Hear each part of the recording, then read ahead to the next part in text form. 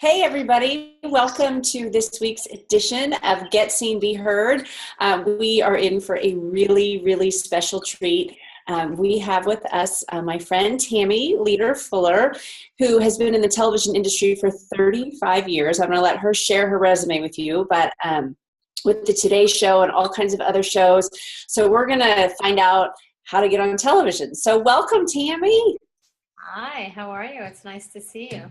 It's so good to have you here. So tell everybody about you. Give us your resume because it's so impressive.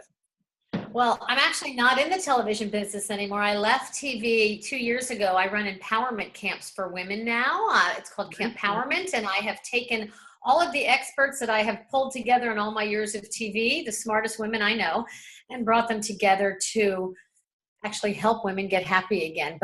So in 1980, I graduated college and I was in Miami. It was during the real-time Miami Vice days. So I started at a local ABC station there as an intern and a research assistant, literally chasing Colombian drug lords and dealing with corrupt cops who were stealing cocaine and money from dead people that they were going to cover as a homicide. And so I really cut my teeth with some brilliant people. If I had one wish in my life, it would be that I could go back and do that now with the knowledge I have, because I didn't know anything. My job was to carry red Marlboro cigarettes and a brush and water for my people, for my I team.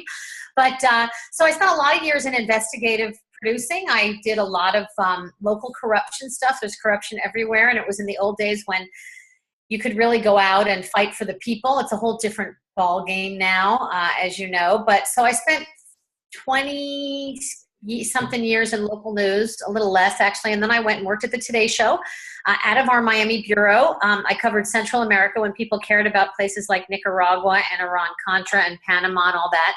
I was on a plane every week to every place that you probably haven't heard of in 30 years, from Tegucigalpa, Honduras, to Panama, to chasing the Sandinistas in Nicaragua, to hanging out with rebels mostly, and did a lot of stuff during the Reagan administration, when people really, Central America was really a big place. So I covered news for a long time, and then I left in 1992 to go work at the Today Show. Katie Couric and I had worked together in Miami for years, and so she brought me in, and I started doing a lot of stuff with her, and covered everything from health and wellness to family. I was a mom at the time when a lot of people weren't. And so I got to really I did 7 series on infertility when nobody really knew and understood what infertility was about. I did a lot of medical stuff, did a lot of crime and punishment, and then went to America's Most Wanted, that was started by one of my photographer guys that I had worked with years before. Did that for a few years. Probably the most profound thing I ever did in my whole life was a story there that actually was cited yesterday when they discovered Adam Walsh's killer yesterday. They identified him. And I happened to be in Orlando doing a story for the Today Show and saw a local news story and called America's Most Wanted and said, we should do this story. This is a woman that was missing from a Walmart parking lot. Did the story Friday, put the story on the air Saturday. They caught the guy Sunday, and he's on death row. So of all the stuff I've done, that's probably my most profound. And then in 2005, I wrote a book with 5 other women and kept I had a freelance business going for a long time, mostly working with the Today Show. And in 2009, I left to come start a new show here at Warner Brothers in LA that wasn't exactly what I signed up for. I got Hollywooded a little bit, but worked for Extra TV. I was a senior supervising producer at the entertainment show Extra. So that's my long resume. And now I'm a camp director trying to help people get happy again using the connections that I had made in all my years in television. That's awesome. I love. Oh my gosh. And isn't she amazing? Yeah. That is a heck of a resume. Sorry, I'm sorry. I kind of bounced all over, but essentially I've covered news forever. And also news has turned. We in the 7 o'clock hour of the Today Show, we never, ever would put a Justin Bieber story in. It was all about news. It was with Brian, Gumbel, and Katie, and it was all about live news stuff. And now news is a whole different ball game, and the business really changed in 2011, right? Or no, 2001, right after 9/11. When news budgets started to get cut. And in the old days, we as TV producers were never allowed to take handout videos, stuff that was actually sent to us by publicists or by people who were marketing people for a certain company. And in 2001, budgets changed and news budgets really got slashed. And so there was a whole different take, and all of a sudden we were allowed to start taking handout video, as they call it. And I started a production company that was what we call a B-roll company for that very reason, as I was hired by mostly in the travel industry, resorts and spas and places to go that were looking to create video resumes. Videos started to really get big, and 15 years ago, and it was before people had websites. But I would go and I would work with these PR directors, mostly from the hotels, and say, okay, what do you have here? What can we create visually that you're going to continue to do? And we would shoot it, and then they would distribute it. And it would be almost like a video brochure, but at that point, nobody was taking handout video anymore of people on a cruise ship clinking wine glasses, going, l'chaim, you know what I mean? They were literally, you had to create action and excitement. So the very first one I did was for a hotel in Jamaica, who was really excited because they just opened a water theme park with like a lazy river, which, as we all know, does not make news. And so I went down there and they said, what can we do here? What can we do to get some attention to our beautiful water theme park in Montego Bay? So I went down there and knocked on doors and used my investigative skills and found the Jamaican bobsled team from the Calgary Olympics in 1996, found them, brought them, put their sled on the back of our taxi, hauled it from Kingston, Jamaica to Montego Bay, and set up, and they came with their medals, and we did an Olympic day there, and we created, so these Olympic gold medalists came up, and they were on the water slide with I don't know if you ever saw the movie Cool Runnings, that was made after, their story, and they got up at the top of the slides, and they took these rafts, and they put the kids on it, went 1, 2, 3, and sort of sent them down the way they did the bobsleds. And we shot it and brought an Olympic band there and created a complete spectacle that gave them incredible video, raw video, not edited together, that they then pushed out, and they got what they called $2 million worth of coverage, editorial coverage, and it was $2 million in comparative ad value. So if Wyndham Hotels was to have bought ad space on these national shows that they got on, it would have been over $2 million. So we sort of started something that created exciting, interesting angles to things, and then visually documented them ourselves, and then sent them away, not edited, not with music, not with bells and whistles, but in raw form with a complete outline as to what they could see, and then they could use it and edit it in and give them the power and the control. And it's thus started a really big change in the television industry, and how, now producers will take handout if it's legit, if it's well shot, and if it doesn't look like handout PR'd video. Does that make sense? It does, and that's oh my gosh, great to know. Christina talks a lot about finding ways to make yourself newsworthy. So that's exactly what you did. You took this Montego Bay resort who needed an angle, and you found a way to make them newsworthy. Really, I'm sure that it wasn't for free, but in reality, it was for free, right? You didn't hire, you didn't edit the video. Today, and I don't want to oversimplify this because I'm sure that it was a ton of work, but today, that can almost be done with your iPhone. You want good video, of course, but I love that you found an angle and found a way to make this newsworthy. Like, that's exactly what we talk about on the show. That was just the beginning of this B-roll business. And even though I worked for the Today Show, I was a permanent, they called me a permalancer, a permanent freelancer. They would, because I had shot it, and because they knew that it was shot with a news person's eye, it wasn't so promotional. I didn't have signs in the background showing the name of the hotel. Like, I really was clear about making it not look so promoed. They won't use that. If you try to, I know you want to get your logo in, but if you try to make it look too commercial, it's never getting used. It has to look like they shot it. So my number one tip for anybody who's shooting video or trying to get video on is don't make it look, you can slip in it. They can be wearing a t-shirt, or you can slip in something. But at the end of the day, the more promoted it looks, the more scrutiny it's going to get on the other side. The producers have a lot of power and control. Part of the problem too, especially with TV, is these producers make you feel like, you have to chase them down and kiss their ass in order to even take a phone call. And, they need your content as much as you want your people to get on. So there's a whole game here, an elusive game that the power players play, and it's not really legit.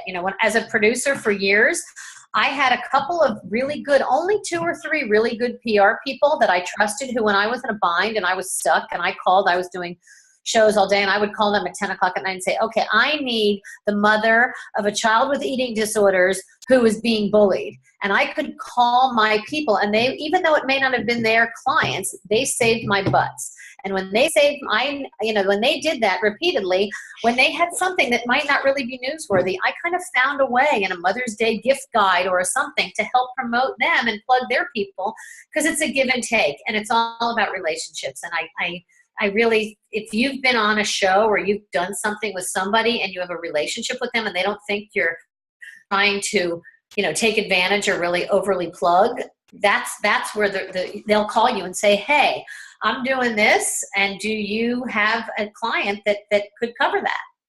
And that's how it works. I got a call today from somebody who was a camper at my camp, who called me and said, she's a freelance writer. Said, I'm writing something fell in my lap last night for Fortune magazine. I love Campowerment. I had a great time. She was just a customer. And she said, and they want us to do luxury camps. And do you have anything like that? And it just turns out we just signed a deal with Fairmont Hotels. So we're doing Campowerment in a luxury style. I'm going to get in her Fortune magazine story. Why? Because she's a friend and she believes in my product, because she lived my product for 3 days. It changed her life. And she came back and said, how can I help you grow this? And I said to her, if a story ever crosses your desk that has an angle or something, call me. And that's what happened. I built my trust with her first. And then I was the first person she called. And lo and behold, we're getting in Fortune magazine. Fabulous. And I tell the story, I have 2 versions of that too. That's how I got on Dr. Oz. I had met a producer through LinkedIn, and she realized, they check you out. Like the Dr. Oz show checks out your Facebook and make sure you're a legit person. And a couple times she's like, Christina, you seem really connected. I need same kind of thing. I need somebody who has parents who have dementia, whatever. And boom, I knew exactly who it was. And I booked all these people for her. And then something came up for me, and you're exactly right. She called me and said, hey, do you want to be on the show? Can you be here on Tuesday? Yeah. And my local Fox, I think I've booked 10 shows for her. And when she got offered a syndicated special all about an entrepreneur taking an idea from napkin to marketplace, a 30-minute television show, and she used me through the whole thing. But do you see what happened? You went to her not like, I'm not going to do that for you. That's not my client. If you had been a typical PR person, it never would have happened. But because you gained her trust and you pulled through for her in 5 minutes, you stopped what you were doing. That's the key. If you ever get a call from somebody who you've ever worked with who says, hey, I'm desperate, or an email from somebody who says, this is what I'm looking for, do not, even if you're on the phone trying to help them, do not wait. Because it's all about first come, first serve. So write them back and say, on it right now, putting my day aside to help you find this. Let them know you're working for them. TV producers, especially today, don't have the support that we had. I had tiers of people under me who could do research. When I started, we didn't have the internet. We couldn't just Google, parents of kids with autism. You know what I mean? You can't do that. And we had to really go find it and get on a real phone, and if we were out shooting, they couldn't call us. And, so it was a whole interesting way of collecting. Today's a whole different ball game, and there are so many more choices. When I started, we had 3 channels. We didn't even have Fox. You only had 3 options, and they had a 22-minute news show at 6 p.m. every night, and that was it. Whoever is then seeking info on that specific thing that you're good at, that's what you should. I believe that's what you should, own, that space, because once you own it, it's yours. Right. Okay, we have a little issue. Hang on one second. Record. All right, guys, we had some technical issues. We lost Karen, and Tammy's time is really valuable. I'm just going to ask her a couple questions, and she's just given us some amazing ideas about being newsworthy, which I talk about all the time. But Tammi, what would be, you said that everything's changed, the television industry's changed so much, and you talked about, sending raw footage, but how do you recommend building this relationship with a producer, getting started, getting your feet wet? And we talked about local, so let's talk about that briefly. And then once you've gotten locally your feet wet, how do you go national? You know, it's really all about relationships. It's very hard to get in unless it's really all about who you know. You need to show up to events. You need to network. You need to go and be in places where they gather, basically. You know, even if it's red carpety kinds of things, even if you need to just go and hover and hang out and meet people and snoop and be of assistance to them. They are, at the end of the day, producers are just a bunch of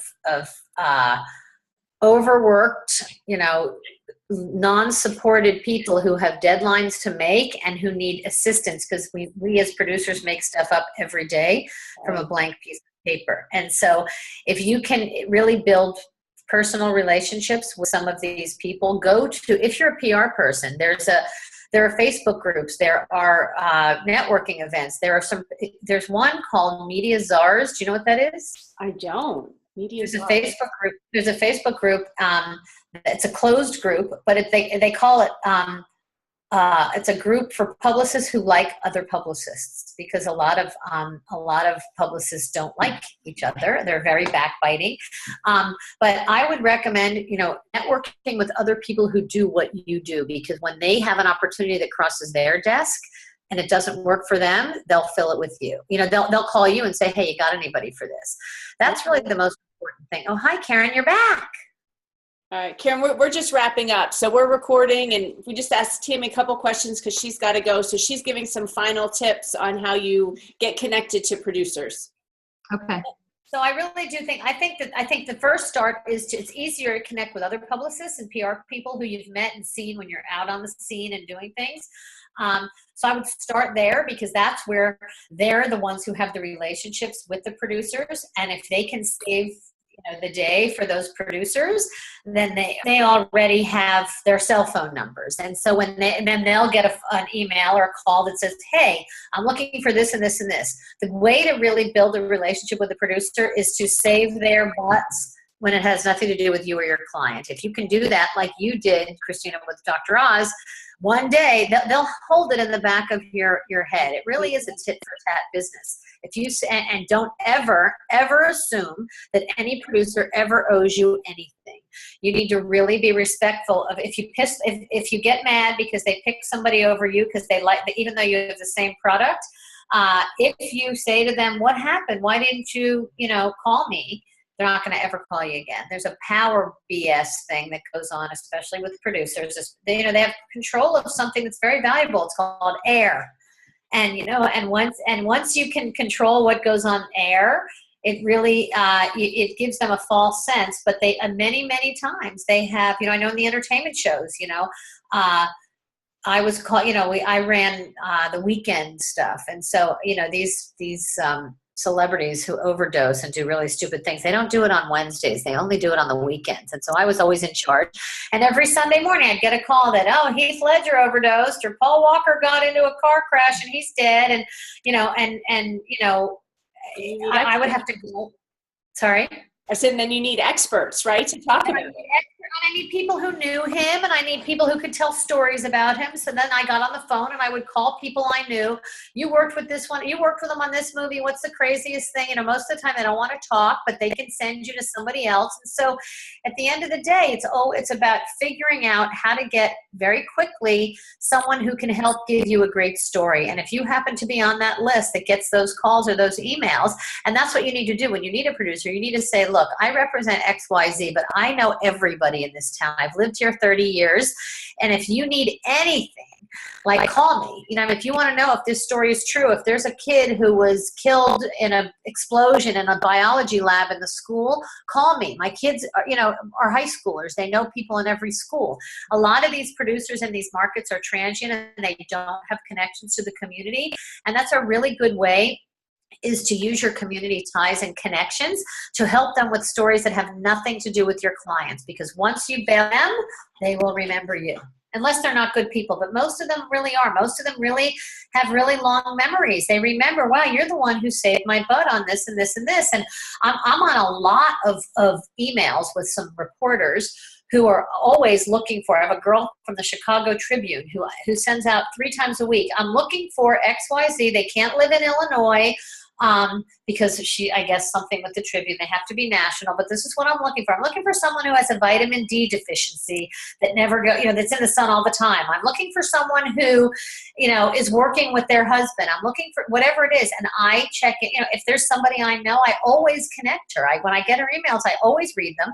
And should I ever need her, I've saved her 3 or 4 times. I've gotten her what she needs and she's used them. And I know when the time is right, when I need something, I'm not going to call her to go write about empowerment on any normal day. But if I have a story, like my story right now is I have my mom and my sister and and my daughter and I, we're 3 generations of women working to help women get happy. So this week, I'm pitching that story. I have a friend at the Daily Mail. It doesn't belong on the Daily Mail, but he's my friend. He loves the story, thinks it's a warm, fuzzy Mother's Day story. Will it get on? I don't know. But right now it's being scrutinized. You know what I mean? They're really looking at it. Is it a story that's a real fit for that? No, but it's a warm, fuzzy, and it could work. So it's all because Sean wants to help me, and he's my friend, and I've helped him a lot. So that's kind of the way it works. But as I said, save your pitches for something with a really good angle. And, when there's a generic Mother's Day is coming, they're looking at gift guides. That's an easy no-brainer. Any of these holidays, find a niche because they've got to do the stories anyway. When I was working, I had a friend who was a publicist at Ancestry.com. And when the Olympics came last time, we talked about it. And he's like, how do I do this? I go, why don't you go find Ryan Lochte's, go look him up. Go find his, that's what you do. Go find his people. Go find out where some of these people are from. It turned out Ryan Lochte's family grew up in the same block where he was swimming in England, at the Olympics in London. They literally, his family, his ancestors, they would never have known that. And we did a whole thing with them about Ryan Lochte's, background, and he didn't even know about it. And then they approached him, and I had somebody at NBC do a thing with him. Did you know that your family, and they showed him the family tree. The guy freaked out. No idea. So it was it's about getting creative, and really thinking about things out of the box and doing the work. The reporters are overworked. If you do the work for them and it's a shake your head like, wow, I didn't know that, chances are you'll get on. Love that. Love that. Thank you so much, Tammi. The information, amazing. And people are going to get so much out of it. So thank you for joining us, and we'll see you guys next week. You're welcome. You and I are going to do something with real specifics one day. We're going to do this. We're going to drill this down for people who really, really want to know and learn how to do it. And you and I are going to do that one day. So stay tuned, guys, because it's a formulaic thing that really works. All right. It's cool. Love it. Great. Cool. Thanks, guys. Thanks so much, Tammi. Bye. Thank you, guys. Have a great day. You too. Bye-bye. Thanks for joining us today on our Blab series, Get Seen, Be Heard. If you've missed any episodes, you can always find us at www.getseenbeheardtv.com/YouTube. Make sure to subscribe to our YouTube channel, and you'll always be notified when we upload a new episode. We work together with clients, helping them combine social media and PR to get more customers and grow their business. If that sounds like something you'd like to learn more about, visit us at www.soartoprofit.com. We have regular workshops where we combine our expertise and show you how to use social media and publicity to get seen and be heard. See you next week.